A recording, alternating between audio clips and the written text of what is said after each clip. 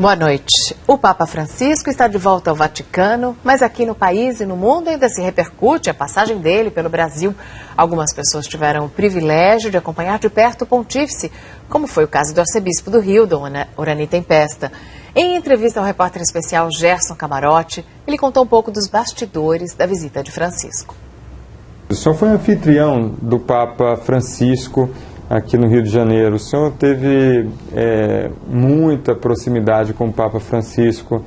O que é que o senhor viu que o Brasil não viu? Por exemplo, o senhor andou de helicóptero com o Papa Francisco, o que acontecia? Acho que tem algumas coisas que eu tive esse privilégio de estar muito perto do Papa.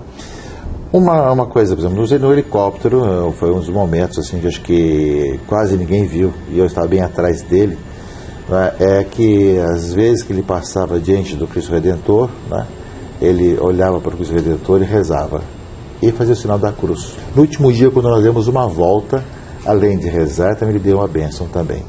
Então, de uma certa forma, ele visitou várias vezes o Cristo Redentor, passando de helicóptero, né? Então, alguém que cada vez que saía, né, rezava, pedia a Cristo que realmente o estado iluminasse. Uma outra coisa interessante é que realmente ele mesmo corrige os seus discursos, né?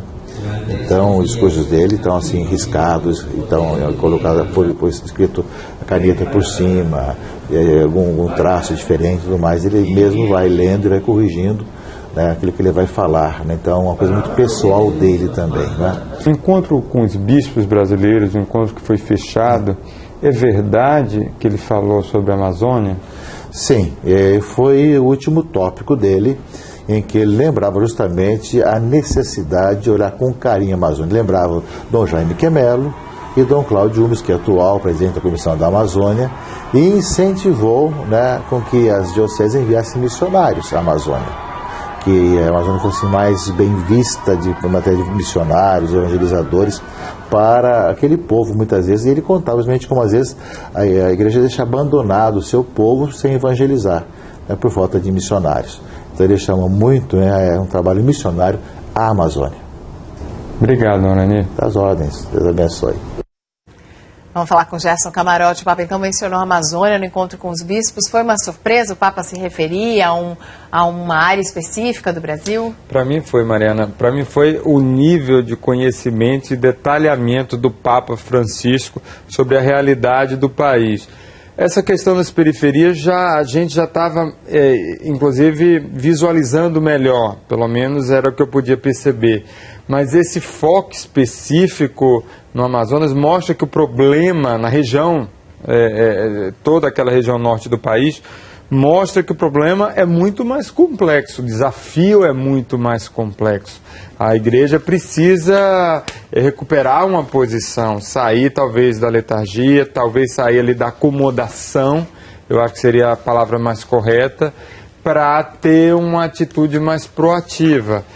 E isso daí fica muito claro quando o próprio Papa Francisco, aí já em outra reunião, com os bispos, com o episcopado da América Latina, quando o Papa deixa muito claro que desde a Conferência de Aparecida, desde o documento de Aparecida, a igreja no continente está atrasada. E aí ele faz o meia-culpa e se inclui.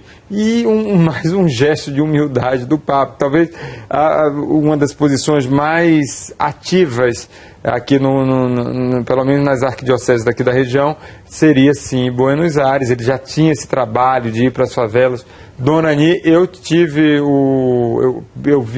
vi o Dom Orani fazendo isso, inclusive para um documento, uma reportagem especial para o Globo News especial, um programa em que eu acompanhei Dom Orani, inclusive numa das favelas, inclusive a própria Varginha. Então há um trabalho, mas o que a gente percebe é que de uma forma geral a igreja, como o próprio Papa admite, está muito atrasada aqui no continente. Precisa ganhar terreno, né?